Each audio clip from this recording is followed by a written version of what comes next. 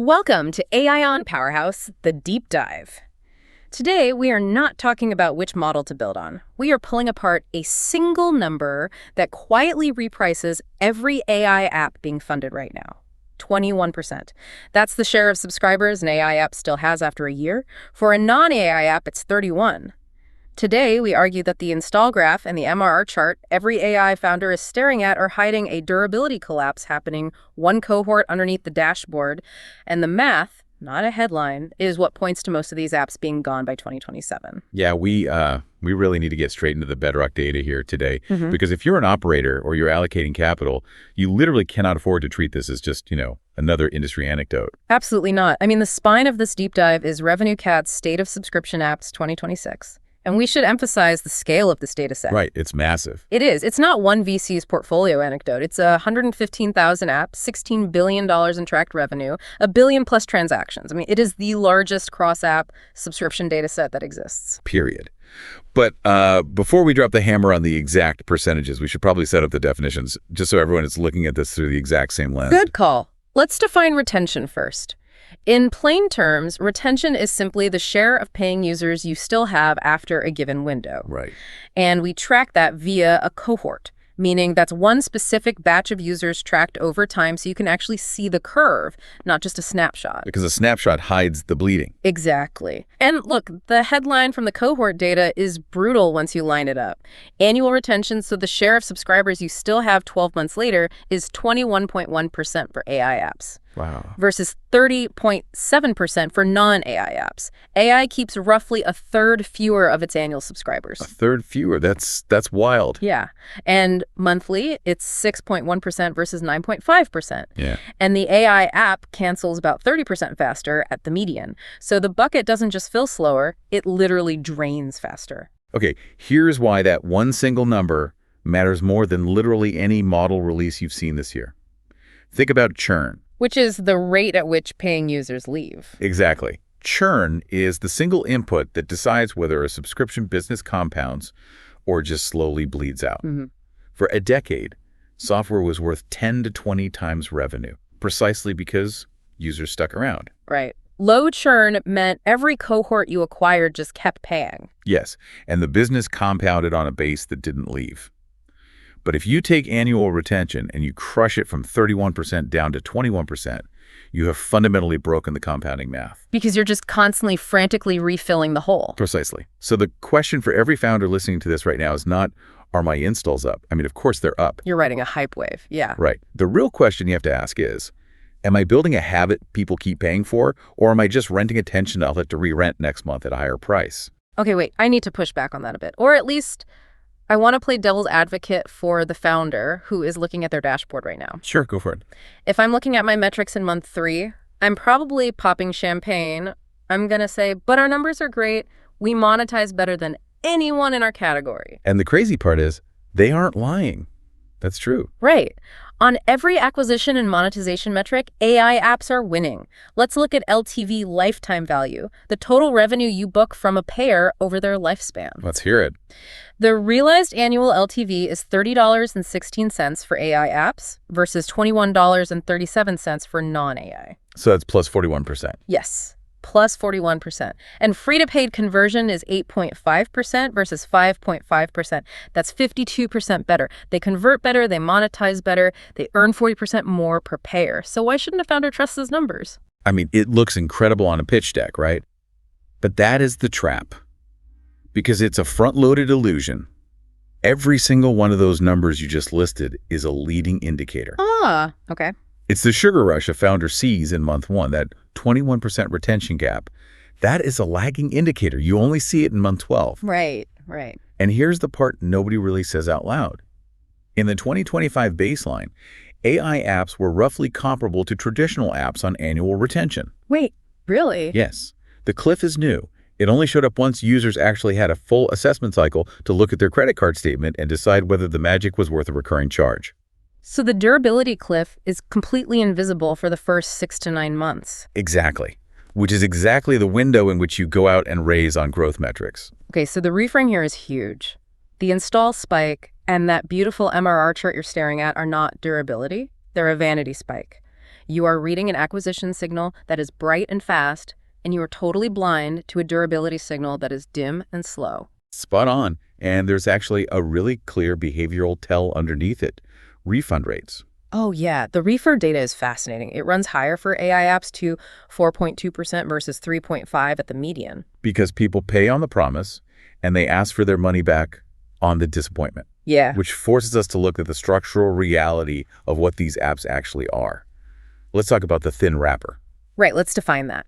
A thin wrapper is a product that is mostly just a clever prompt and a logo over somebody else's model. No proprietary data. No proprietary data and no workflow that the user is locked into. Which means it has absolutely zero switching cost. Right. And switching cost is the friction a user pays to leave. Like data they'd lose, a workflow they'd have to rebuild, or, a whole team's muscle memory they'd have to retrain. Yes. The wrapper has none of that friction. So it isn't really a software business with great early numbers. It's a business renting attention it doesn't own. And X16Z says it plainly. The most exposed apps are front-end tools that are acting as thin wrappers around commodity functionality. Okay, let me give you an analogy to hold in your head so we can really see this dynamic. Tell me if this works. Go ahead. A thin AI app is a storefront on a busy street. The launch is the grand opening line out the door. Everyone wants the shiny new thing. Sure. The problem is just that the crowd thins out once the novelty wears off. So as the founder, you have to keep running aggressive promotions to pull them back in. Does that match the data? It's close, but I actually think the storefront metaphor is too kind. Too kind. How? Think about a real shop. A good shop builds regulars, right? Yeah. People who come back because it's their place now. That's the thing the data says these apps don't have, because look at the weekly retention. It's actually higher for AI apps, 2.5% versus 1.7%. Wait, so people are coming back initially? They rush in. The early throughput is huge, but it's the annual retention that collapses. So it's not a shop losing foot traffic over time. It's something people walk through once and never need to walk through again. You didn't build a place people stay. You built a turnstile. A turnstile. Oh, wow, yes. People pass through, they pay the toll once at the gate, and they're gone. Exactly. There's nothing on the other side that makes them stay. The magic trick works. They take the screenshot for Twitter, and they leave. That's the one. You build a turnstile, not a home. And that reframes every single decision a founder makes. A turnstile monetizes the pass-through flawlessly. So, of course, your conversion and your revenue per payer look incredible. You were great at collecting the toll. Right. But a turnstile has no reason for anyone to come back, so the annual retention craters, and you spend the rest of your life buying new foot traffic at a continually rising price. Which sounds completely exhausting. It is. Now, a home is the complete opposite. It's slow to fill. The early numbers probably look worse. Mm-hmm. But the people who move in don't leave because their whole life is in their data, their workflow, their team's muscle memory. That's the switching cost. Exactly. And it's the thing a turnstile structurally cannot have. So the real fork in the road is, are you building a turnstile high throughput, zero retention, doomed to reacquire forever?